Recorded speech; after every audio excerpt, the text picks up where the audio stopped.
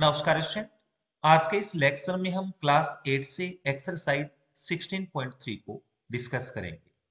तो चलिए स्टूडेंट लेते हैं एक्सरसाइज का first question. The expenditure incurred on publishing a book is given by pie chart. First question में आपको बोला है कि किसी बुक को पब्लिश करने के लिए जो खर्चा लगा है ना, वो आपको इस पाई चार्ट में दिया गया है। देखिए, बाइंडिंग पर 20%, ट्रांसपोर्टेशन पर 10%, paper cost 25%, printing cost 20%, promotion cost 10%, royalty 15%। ये आपको क्वेश्चन में बताया गया है। अब इसका ए पार्ट लेते हैं। Find the fraction of binding and printing cost. बिल्कुल सिंपल है, आपको फ्रैक्शन बताना है बाइंडिंग और प्रिंटिंग कॉस्ट की। ठीक है, तो देखिए बाइंडिंग पर कितना परसेंट खर्चा लगता है, 20%। तो binding cost is equal to 20%। अब इसको फ्रैक्शन में कैसे कन्वर्ट करेंगे, इस परसेंटेज के साइन को हटाएंगे और डिवाइड में 100 लिखेंगे। ओके, तो 20/100, 20 से कट गया ये 5 टाइम, तो ये आ जाएगा 1/5। ठीक है, अब प्रिंटिंग कॉस्ट देखते हैं। प्रिंटिंग कॉस्ट कितना है, 20%। Now printing cost is equal to 20%। इसको फ्रैक्शन में चेंज करेंगे तो परसेंटेज के साइन को हटाएंगे, तो 20/100, ये कट जाएगा 20 से 5 टाइम, तो ये आ जाएगा 1/5। ये आपका ए पार्ट कंप्लीट। अब इसका बी पार्ट लेते हैं। देखो बी पार्ट में क्या बोला है, if total expenditure incurred in publishing a book is 3 lakh, then find the paper cost. आपको बोला कि उस बुक को पब्लिश करने में जो टोटल खर्चा लगा है ना, वो 3 लाख रुपए है। तो आपको पेपर की कॉस्ट बतानी है। तो देखो पेपर कॉस्ट कितना है आपका क्वेश्चन में, 25%। ये आपको पाई चार्ट में दिया गया है, आप देख सकते हैं। तो हम 3 लाख का 25% निकाल लेंगे। ठीक है ना, ये आपकी पेपर कॉस्ट आ जाएगी। तो paper cost is equal to 25% of 3 lakh. ठीक है ना, अब इसको सोल्व कर लो। सबसे पहले परसेंटेज के साइन को हटाएंगे, डिवाइड में 100 लिखेंगे। ऑफ का मतलब क्या हुआ, मल्टीप्लाई, और इनटू में आ जाएगा आपका 3 लाख। ठीक है, 2 जीरो से 2 जीरो कट गई आपकी, इसको मल्टीप्लाई करेंगे तो कितना आएगा, 25 3 जा 75,000 पेपर कॉस्ट होगी इसकी। ठीक है, अब नेक्स्ट सी पार्ट को लेते हैं। Find the difference between the royalty cost and transportation cost paper. आपको डिफरेंस बताना है रॉयल्टी और ट्रांसपोर्टेशन का। तो सबसे पहले तो हम रॉयल्टी कॉस्ट निकाल लेते हैं। तो रॉयल्टी कॉस्ट कितना परसेंट दिया है क्वेश्चन में, रॉयल्टी पर 15%। ठीक है, 15% किसका, 3 लाख का, तो ऑफ 3 लाख। ठीक है, परसेंट का साइन हटा दो, नीचे 100 लिख दो, तो 15/100, ऑफ का मतलब मल्टीप्लाई 3 लाख। ओके, अब देखिए 2 जीरो से 2 जीरो कैंसिल, 15 को 3000 के साथ मल्टीप्लाई करेंगे तो ये आ जाएगा ₹45,000। ठीक है, अब ट्रांसपोर्टेशन पे कॉस्ट निकाल लेते हैं। ट्रांसपोर्टेशन कॉस्ट, इस पर कितना परसेंट दिया है आपको, 10%। तो 10% ऑफ 3 लाख। ठीक है, निकाल लो अब इसका 10%। 10/100 इंटू 3 लाख। ओके, 2 जीरो से 2 जीरो कट गया, आपके पास आ गया ₹30,000। ओके, अब आपको डिफरेंस बताना है। तो difference is equal to, royalty cost कितना है, 45,000, ट्रांसपोर्टेशन कॉस्ट कितना है, 30,000। ओके, माइनस करेंगे तो आपके पास आ जाएगा ₹15,000।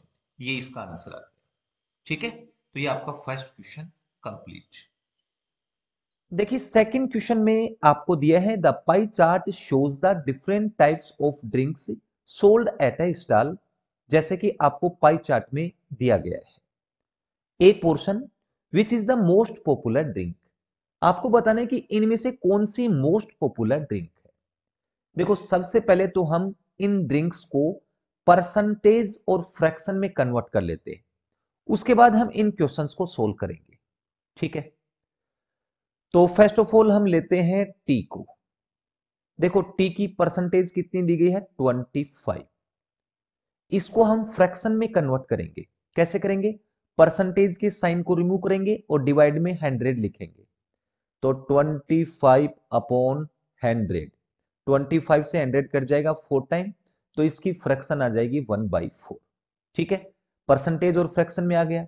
अब हम लेते हैं जूस को, इसकी फ्रैक्शन दे रखी है, इसकी परसेंटेज निकाल लेंगे। तो जूस की फ्रैक्शन आपको दी गई है 1/8। अब इसकी परसेंटेज कैसे निकालेंगे, 1/8 को आप 100 से मल्टीप्लाई कर देंगे। ठीक है, अब 100 4 से कट जाएगा 25 टाइम, और 4 से ये कट जाएगा 2 टाइम। आपके पास आ जाएगा 25/2। 25 में 2 का डिवाइड करेंगे तो 12.5% आ जाएगा जूस का। ठीक है, अब सॉफ्ट ड्रिंक्स को लेते हैं। सॉफ्ट ड्रिंक्स, देखो सॉफ्ट ड्रिंक्स की सबसे पहले हम परसेंटेज निकालेंगे, उसके बाद इसकी फ्रैक्शन आ जाएगी। कैसे निकालेंगे, देखो मैं इसके हाफ पोर्शन की बात करता हूं, ये इसका हाफ पोर्शन है। कंप्लीट 100% होता है और हाफ पोर्शन आपका 50% होता है। तो आप 50% में टी का परसेंटेज और जूस का परसेंटेज ऐड करके आप माइनस कर देंगे तो आपको सॉफ्ट ड्रिंक्स की परसेंटेज मिल जाएगी। ठीक है, तो 50% में आप माइनस करेंगे टी का परसेंटेज 25 प्लस जूस का परसेंटेज 12.5%। ठीक है, अब इसको सोल्व कर लो। 50% माइनस 25 प्लस 12.5, 37.5%। माइनस करेंगे तो आपको मिल जाएगा 12.5%। अब ये परसेंटेज में आ गया तो फ्रैक्शन में तो हम लिख सकते हैं इसको 1/8। ओके, नेक्स्ट लेते हैं कॉफी। देखिए कॉफी की आपको परसेंटेज दी गई है, कितनी परसेंटेज दी गई है 20%। अब इसको आपको फ्रैक्शन में लिखना है, तो आप परसेंटेज का साइन हटाएंगे, नीचे 100 लिखेंगे और 20 से काट देंगे इसको 1/5। ये इसकी फ्रैक्शन आ गई।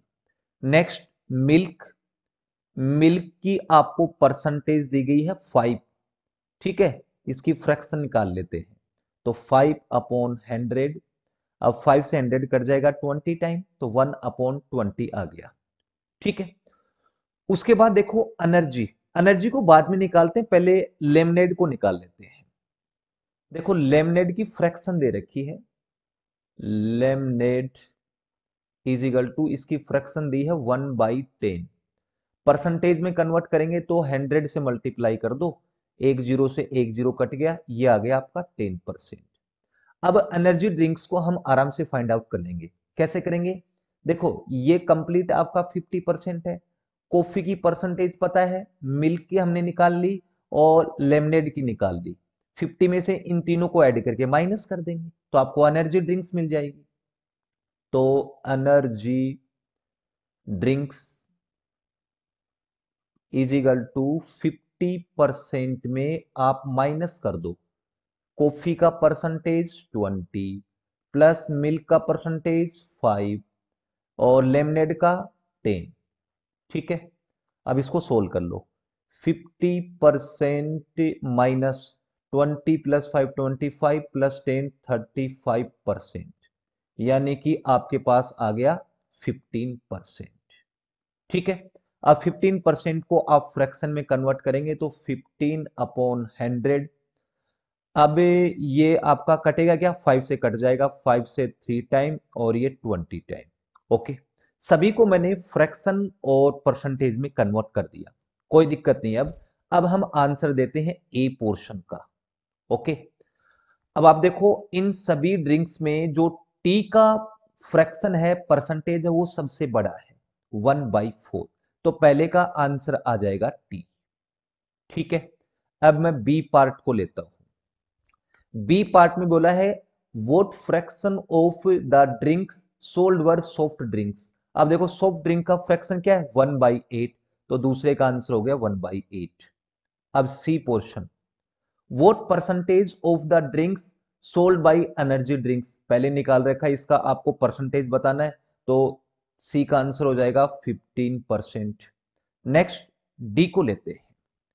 देखिए डी में क्या बोला है, if 50 cups of milk were sold, ठीक है ना, how many cups of T were sold.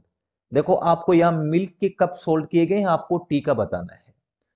तो देखिए 5% आपको मिल्क दे रखा है, 5% मिल्क था, उसके कितने कप हैं आपके 50 कप्स। तो मैं एक काम करता हूं, 1% मिल्क का निकाल लेता हूं, कितने कप होंगे, डिवाइड कर दो 5 का, 50 डिवाइड बाई 5 आपके पास आ जाएगा 10 कप्स। ठीक है, 1% में 10 कप्स हैं।